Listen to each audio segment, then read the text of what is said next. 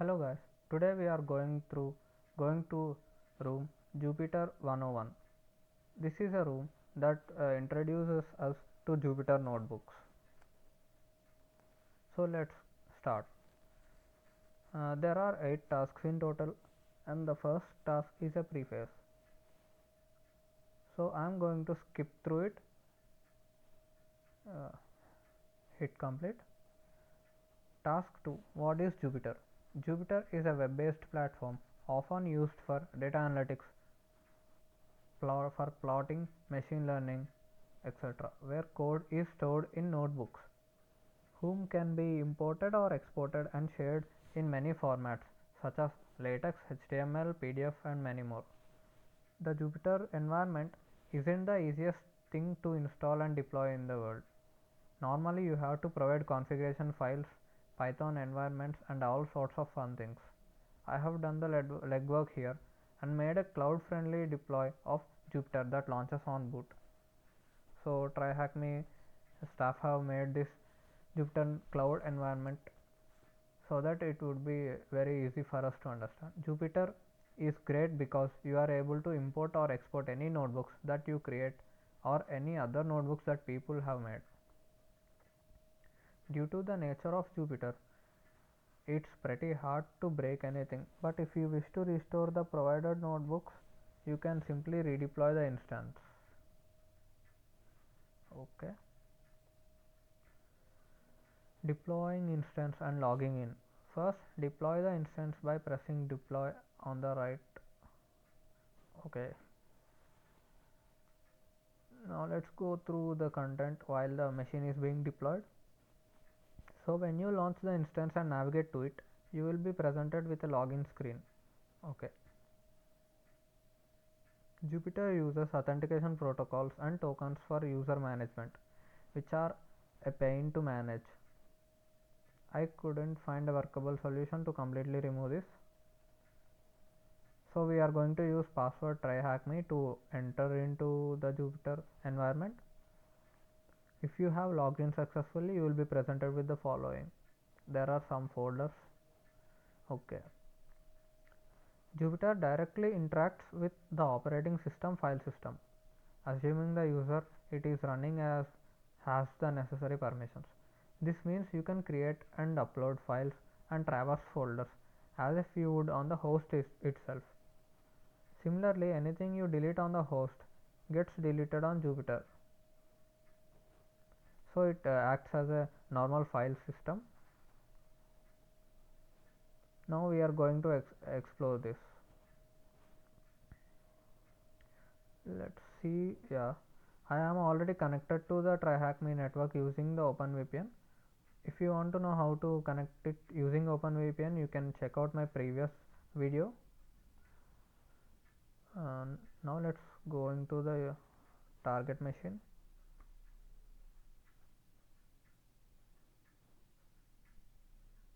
The password is TryHackMe.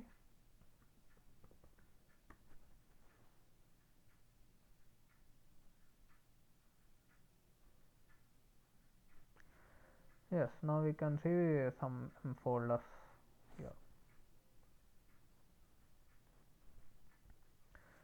Let's learn more about Jupyter. Enter what is Jupyter directory and launch what is Jupyter.ipynb and have a read through. Okay, let's go into this. What is Jupyter? What is Jupyter.ipynb?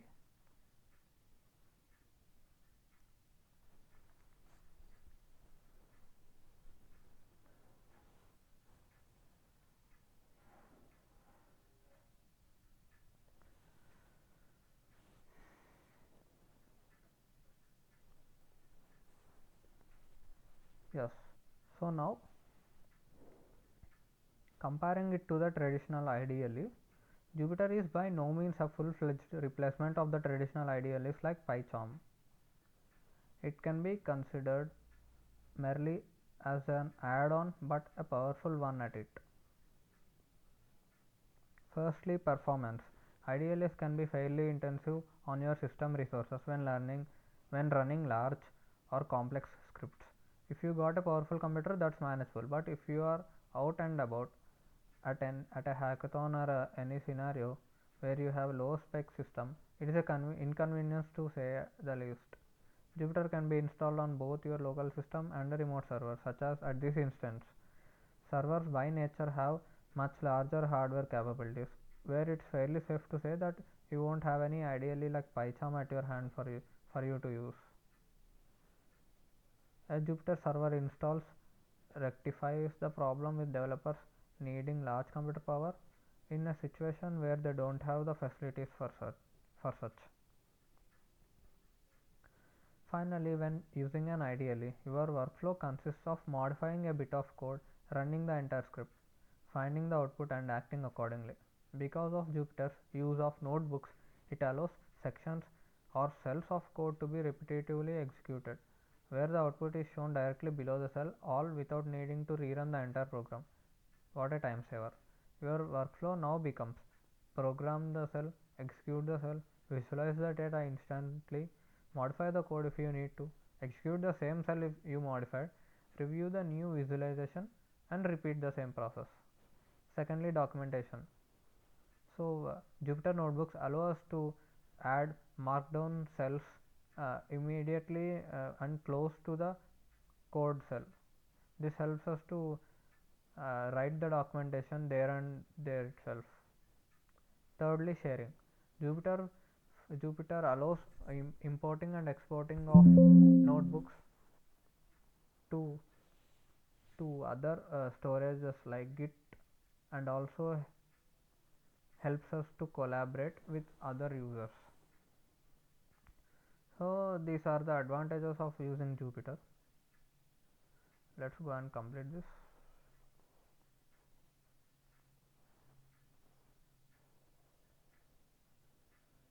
So understanding Jupyter, how it executes.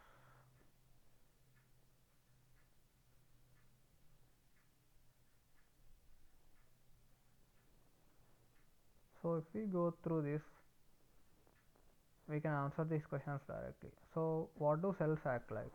So every cell acts like a Python interpreter.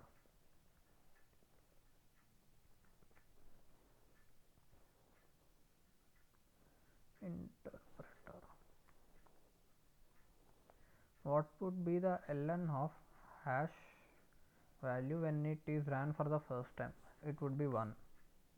What is the keyboard shortcut can you press to execute a shell? We use shift plus enter. If you was to execute the first cell again, what would the value of ln of hash now becomes? Now it adds a value to itself, it would be 2. Interacting with the file system. So this tasks helps us to access the server. The IPVNB is the Jupyter is being hosted and lets us add a new text file into the file system. We can use putty, or we can use Linux to we can use SSH in Linux to access the machine, and then we are going to write touch look at me.txt so that the file will be added and the file will be shown here. We can edit it at the Jupyter Notebook workspace. This is how we can add files in the Jupyter server. Now let's go to the next task. Pandas is a fantastic library for data wrangling. It allows us to read data from a wide variety of formats such as CSV files, JSONs, databases, and more. Datasets are often very large. Whilst the content of them might be useful to us, these contents may not be in the exact format we needed, nor we may need every single value, only select a few. So what are the two main types of data within Pandas? Within Pandas they are series and data frame. What is the name of the Pandas function that reads a CSV file? It is read_CSV. I suggest you to go through Pandas documentation so that you would be able to answer these type of questions. Name the Pandas function you would use if you want to display first few rows. It is head. If you want to display last few rows, it is tail. What Pandas function will give a numerical count of the amount of columns and rows the dataset contains. It is a function called shape. Now visualizing data with matplotlib library. Okay, let's go intro to matplotlib IPMB. So matplotlib is also a library in Python which helps us to visualize the data in the form of graphs, pie charts, or any other type of plots. So how do you display a plot?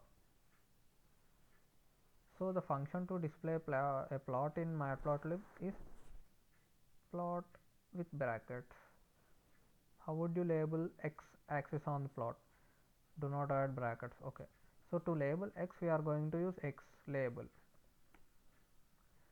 To label y axis we are going to use y label, which is also similar for z axis. How would you add a title to the plot?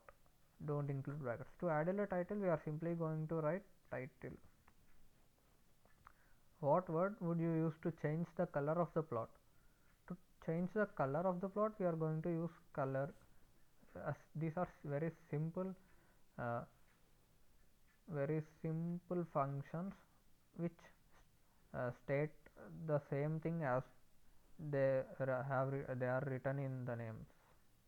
So similarly for labeling the z axis we are going to write z label. That's all. This is a very simple and easy room to understand about Jupyter Notebooks. And thank you guys for watching this walkthrough.